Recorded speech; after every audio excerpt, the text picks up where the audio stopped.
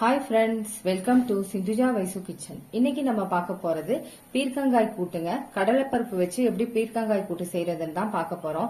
இது வந்து சப்பாத்தி சாதத்துக்கெல்லாம் ரொம்ப நல்லா இருக்கும். வாங்க இன்னைக்கு இது எப்படி செய்யறதுன்னு பார்க்கலாம். பீர்க்கங்காய் கூட்டுக்கு நான் கடலைப்பருப்பு 1 hour ஊற போட்டு வச்சிருக்கேன். நான் 1/2 டம்ளர் எடுத்து ஊற போட்டு வச்சிருக்கேன். இப்ப அத தண்ணி நல்லா வடிகட்டிட்டு இப்ப குக்கர்ல சேர்த்து நம்ம வேக வச்சுக்கலாம்.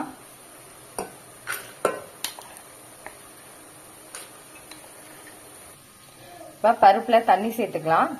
பருப்பு மூழ்கிற அளவுக்கு தண்ணி சேர்த்துக்கோங்க, போதும். இப்ப குக்கர் மூடி வச்சுட்டு ஒரு விசில் வர வரைக்கும் இருக்கட்டும். இப்ப கொஞ்ச நேரம் அப்படியே இருக்கட்டும், ஒரு விசில் வரட்டும். இப்ப பருப்பு வேகட்டும். அதுக்குள்ள நம்ம வந்து பீர்க்கங்காயை கட் பண்ணிக்கலாம். பீர்க்கங்காய் வந்து நான் ஒரு பீர்க்கங்காய் எடுத்திருக்கேன். இந்த மாதிரி தோல் நல்லா சீவிக்கோங்க. இந்த மேல உள்ள அந்த பச்சை கலர் இருக்குல்ல, அதை நல்லா இந்த மாதிரி எல்லாம் சீவி எடுத்துக்கோங்க. தோல் எல்லாம் இந்த மாதிரி எல்லா பக்கமும் தோல் சீவி எடுத்துக்கோங்க. சீவி எடுத்துட்டு இந்த மாதிரி ரவுண்ட் ரவுண்டா கட் பண்ணிக்கோங்க. கட் பண்ணிட்டு இந்த நாளா இந்த மாதிரி கட் பண்ணி வச்சுக்கோங்க. இது வந்து உங்களுக்கு ஒரு கொஞ்சமா சாப்பிட்டு பாருங்க, கொஞ்சம் ஸ்வீட்டா இருக்கும். இது சில நேரம் கசப்பு இருந்துச்சுன்னா அந்த பீர்க்கங்காயை நீங்க சமைக்க கூடாது. எனக்கு வந்து ஸ்வீட்டா தான் இருக்கு, அதனால நான் இன்னைக்கு சமைக்கிறேன். நீங்க பாத்துக்கோங்க, சாப்பிட்டு பார்த்து டேஸ்ட் பாத்துக்கோங்க. கசப்பு இருந்துச்சுன்னா சமைக்க கூடாது. இது இந்த மாதிரி எல்லாமே கட் பண்ணி வச்சுக்கோங்க. இப்ப இதுக்கு நம்ம தாளிச்சுக்கலாம். இப்ப கடாயில 2 ஸ்பூன் எண்ணெய் சேர்த்துக்கிறேன்.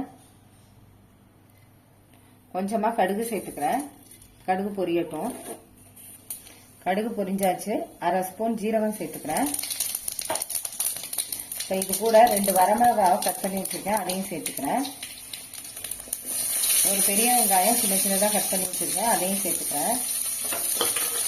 நல்லா கலந்து விடுங்க.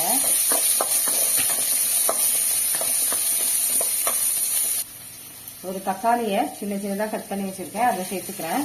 நான் ஒரு மீடியம் சைஸ் தக்காளி எடுத்திருக்கேன், அதை சேர்த்துக்கிறேன். நல்லா வதக்கிக்கோங்க.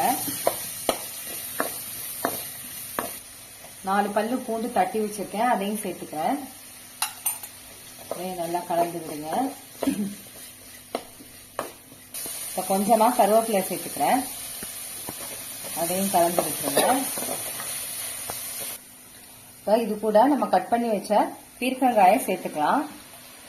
சேர்த்துட்டு ஒரு தடவை கலந்து விட்டுட்டு 1 டம்ளர் தண்ணி சேர்த்துக்கலாம், காய் வேகிறதுக்காக.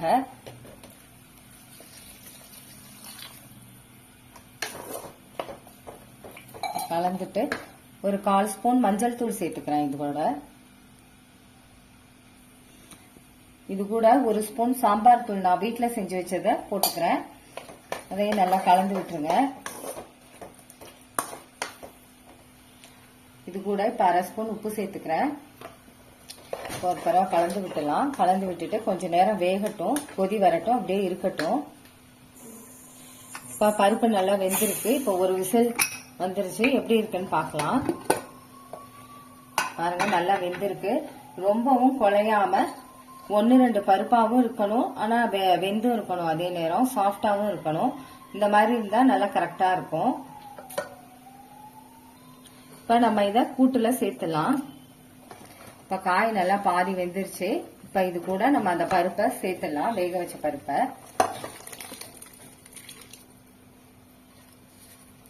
தடவை கலந்து விடுங்க. கலந்து விட்டுட்டு கொஞ்ச நேரம் கொதிக்கட்டும், இப்படியே இருக்கட்டும். கூட்டு ரெடி ஆயிடுச்சுங்க. இப்ப தேங்காய் கொஞ்சமா சேர்த்துக்கலாம். நல்லா வெந்துருச்சு பருப்பும், அதுவும் இது காயும். இப்ப வந்து கொஞ்சமா தேங்காய் துருவலும் சேர்த்துக்கலாம். அதையும் கலந்து விட்டுருங்க. கலந்து விட்டுட்டு ஒரு பவுல்ல மாத்திக்கலாம். இது கூட கொஞ்சமா கொத்தமல்லி தழை சேர்த்துக்கலாம். அவ்வளவுதாங்க, பீர்க்கங்காய் கூட்டு ரெடி ஆயிடுச்சு. நல்லா டேஸ்டா வந்திருக்கு. இது வந்து சப்பாத்தி, சூடான சாதத்தோட ஊத்தி கூட நீங்க சாப்பிடலாம். சப்பாத்திக்கு சைடிஷா வச்சு கூட சாப்பிடலாம். ரொம்ப நல்லா இருக்கும். நீங்களும் ட்ரை பண்ணி பாருங்க. இந்த வீடியோ உங்களுக்கு பிடிச்சிருந்தா சப்ஸ்கிரைப் பண்ணுங்க. பக்கத்துல உள்ள பெல் பட்டனை கிளிக் பண்ணுங்க. Okay, thank you.